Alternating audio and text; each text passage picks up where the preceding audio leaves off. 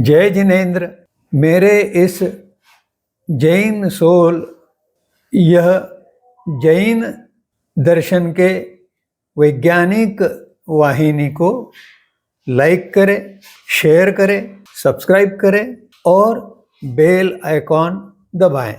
और आप हमें हमारे वीडियो के नीचे दिए गए पेज पर भी फॉलो कर सकते हैं। जय जिनेन्द्र। हम कुछ समय से विपरीत परासरण प्रक्रिया द्वारा अर्थात आरओ द्वारा जो पेय पानी का उपयोग करते हैं उसके लाभ हानियों का विचार आज करेंगे।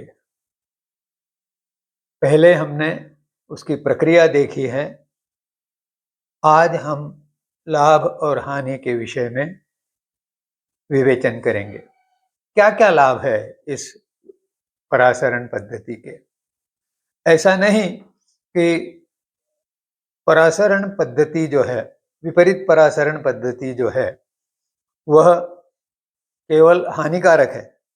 हाँ, पेयजल की दृष्टि से वह हानिकारक है, यह निश्चित है, लेकिन उसके कुछ लाभ है, वे जीवन में लिए जा सकते हैं।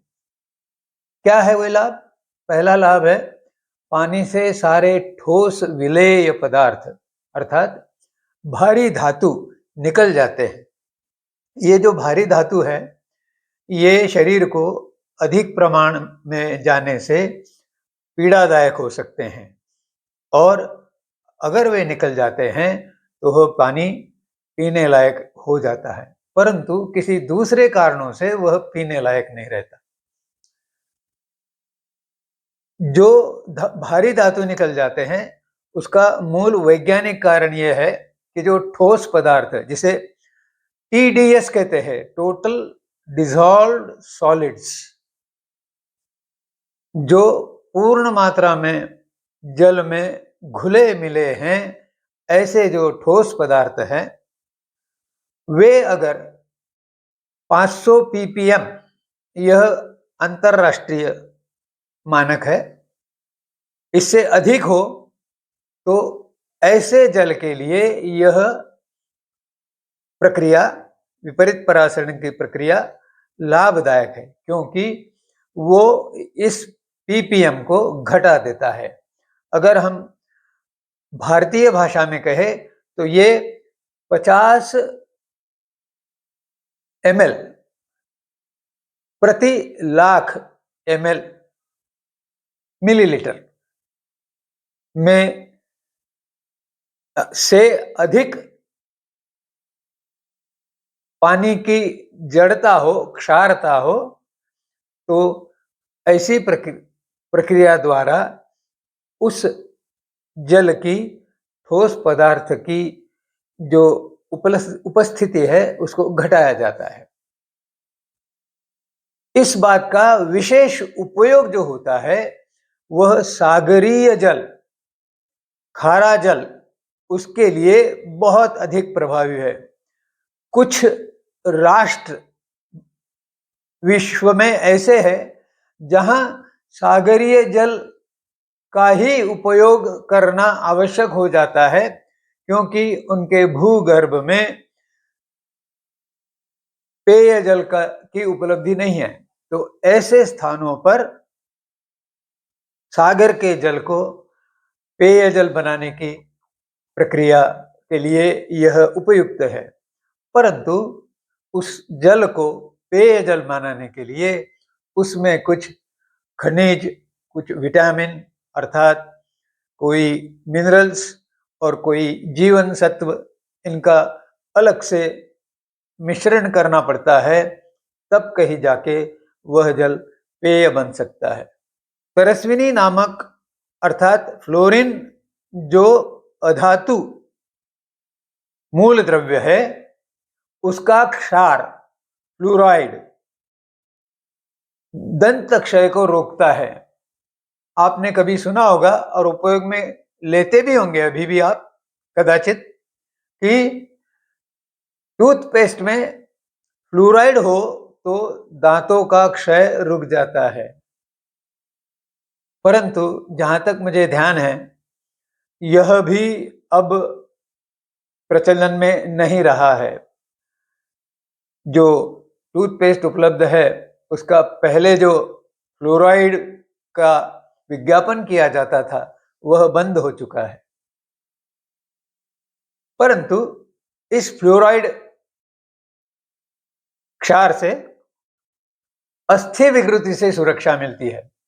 हड्डियों का जो विकृतिपन आता है, भारत में कुछ गांव ऐसे हैं, वहां के प्रत्येक व्यक्ति के हाथ पांव या कुछ ऐसे अंग टेढ़े मेढ़े हैं। किसी को कुबड़ है, किसी का हाथ का एक हड्डी टेढ़ी है, किसी की उंगलियां खुलती नहीं है क्योंकि हड्डियों के जोड़ है वो चिपके हुए हैं। इस प्रकार के वे जो अस्थि की विकृतियां है, उससे फ्लोराइन तरस्विनी नामक जो अधातु है, उसका जो क्षार है फ्लोराइड, उससे सुरक्षा प्राप्त होती है। अब हानियां क्या क्या इस विपरीत परासरण से हानियां होती है, वह अब विचार करेंगे। इस संयंत्र को बिठाने के लिए बहुत अधिक खर्च लगता है। सर्वप्रथम इसकी कीमत ही बहुत अधिक है और अन्य फिल्ट्रेशन छानन पद्धतियों की जो संयंत्र उपलब्ध है, उनसे यह बहुत अधिक महंगा है। वैज्ञानिक दृष्टि से देखा जाए तो इसकी प्रक्रिया बहुत धीमी है। उसके लिए अगर एक प्याला पानी पीने का चाहिए तो उसमें 5 मिनट का समय लगता है। तो एक घर में कम से कम 20 प्याला पानी लगता है, तो 1.5 घंटे में परिवार के लिए लगने वाला जल उपलब्ध होता है। इतनी यह प्रक्रिया धीमी है, इसलिए बिजली की खपत अधिक है। अच्छा, उसके साथ ही एक जल का नाश जो है, यह भी इसके साथ जुड़ा हुआ है। 1 लीटर प्याला पानी बनाने के पीछे 4 लीटर पानी व्यर्थ नाली में डालना पड़ता है, क्योंकि वह पीने लायक नहीं रहता। अगर इसको रिसाइकल करना है, पुनर्भरण करना है, तो उसके लिए एक नया पंप लगाना पड़ता है, नया यूनिट लगाना पड़ता है।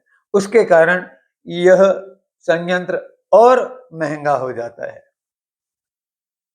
सबसे बड़ा हानि इसका है कि जो नैसर्गिक आवश्यक खनिज अर्थात मिनरल्स है, वे भी हट जाते हैं और इसके लिए पुनर्खनिजीकरण अर्थात किसी दूसरे माध्यम से उन खनिजों को जल में मिलाया जाए, ऐसी संयंत्र में रचना करनी पड़ती है। उसके कारण और अधिक महंगा हो जाता है यह संयंत्र। और अब विज्ञान ये बता रहा है कि इस पुनर्खनिजीकरण से कोई लाभ नहीं होता है।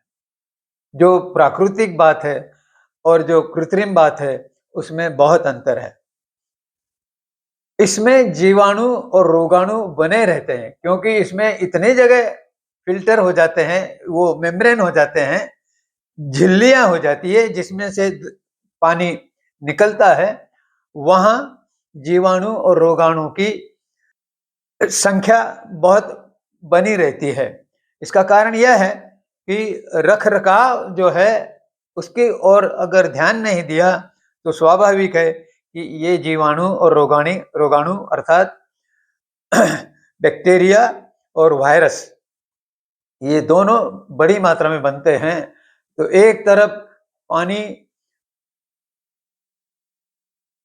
भौतिक पदार्थों से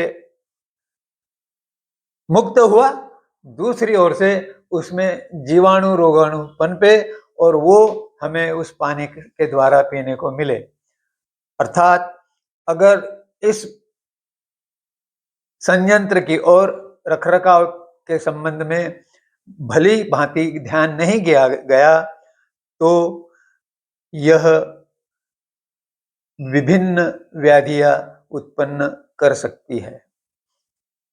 इसमें ऊर्जा की बहुत अधिक खपत होती है, यह पहले ही बताया जा चुका है। यहाँ पर आज का विवेचन समाप्त करते हुए आपसे नम्रतापूर्वक निवेदन है कि आपके मन में जो जैन दर्शन का विज्ञान और आधुनिक विज्ञान की तुलना में जैन दर्शन, इस संबंध में कोई प्रश्न उपस्थित है तो उन्हें कमेंट सेक्शन का उपयोग करते हुए मुझे भेजे और उनके संतोषजनक उत्तर मुझसे पाएं। जय जिनेंद्र।